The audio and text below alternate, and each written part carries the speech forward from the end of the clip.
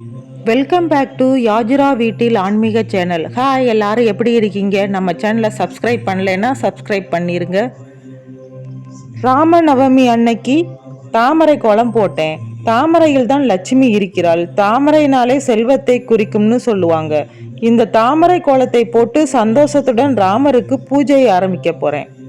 ராமநவமினாலே ராமனுடைய பிறந்த நாள். அயோத்தியில் பிறந்தார். விஷ்ணுவின் 7வது அவதாரம். அயோத்தியின் அரசர் தசரதன்.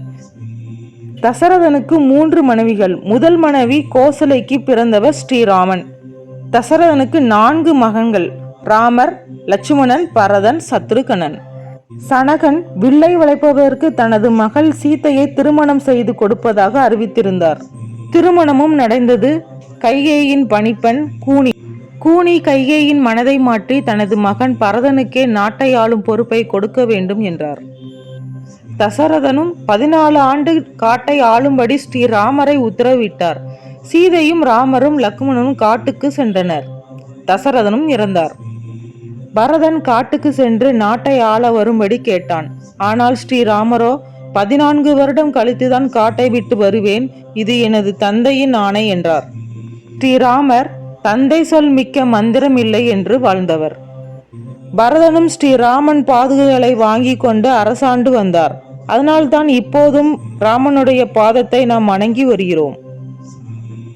ராவணன் தனியாக இருந்த சீதையை கடத்த ராமர் மீட்டு அயோத்திக்கு வந்தனர். பரதன் ஆட்சியை ராமருக்கு சூட்டினார்.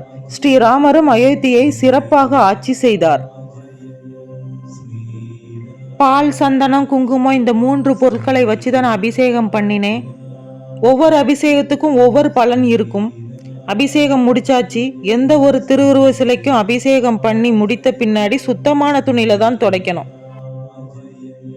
நான் சந்தனம், குங்குமம் வைக்கிறேன். திருவுருவ படத்துலையும் வச்சுட்டேன்.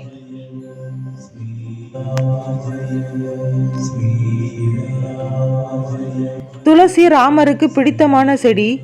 ஏன்னா துளசி, ராமர் துளசி, கருந்துளசின்னு 2 வகை இருக்கு. ராமர் துளசி அடற்பச்சை நிறத்துல இருக்குமா.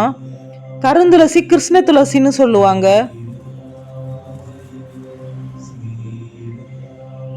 இந்த ஆஞ்சநேயர் படம் நானே வரைந்தது. இன்னும் ஃப்ரேம் போடாம வச்சிருக்கேன். நானே வரைஞ்ச ஆஞ்சநேயர் படத்துக்கு பூஜை பண்ணுவது எனக்கு மன ஆத்ம திருப்தியா இருக்கு. ஆஞ்சநேயருடைய கண்ணை பார்க்கும்போது சந்தோஷமா இருக்கு. ஆஞ்சநேயர் சிவபெருமானின் அவதாரம். மகாவிஷ்ணுவிற்கு சேவை செய்ய எண்ணி சிவபெருமான் ஆஞ்சநேயராக அவதரித்தார்னு சொல்லுவாங்க. அதனால தான் ஆஞ்சநேயர் ராமரை விட்டு பிரிய மாட்டார், சேவை செய்து கொண்டே இருப்பார்.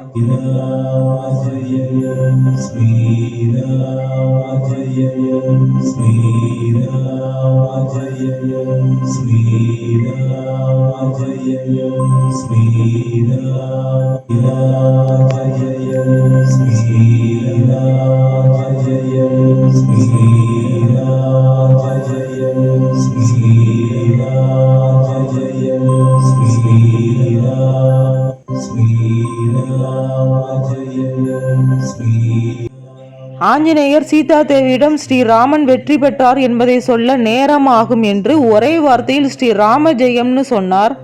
அப்போது சீதா தேவியின் மனம் சந்தோஷப்பட்டது போல ஸ்ரீராம ஜெயம் சொல்லும் போது நம்முடைய கவலைகள் மறைந்து நம் மனம் நிம்மதி அடையும். ஸ்ரீராம ஜெயம் சொல்லும் போதும் எழுதும் போதும் நம்முடைய எதிரிகளை நீக்கி வெற்றியை கொடுக்கும். அதனால்தான் நாமும் ஸ்ரீராம ஜெயம்னு மூச்சு காற்றை போல உச்சரித்து கொண்டே வர வேண்டும். ஸ்ரீராமஜெயம் சொல்லிக்கொண்டே வந்தால் வாழ்வில் வெற்றியும் அன்பும் எப்போதும் குறையாது. ஸ்ரீராமரின் அருள் பெற வாழ்த்துக்களுடன் யாஜிரா வீட்டில் ஆன்மீக சேனல் சப்ஸ்கிரைப் பண்ணிட்டு லைக், கமெண்ட், ஷேர் செய்யுங்க. தேங்க்யூ ஃபார் வாட்சிங்.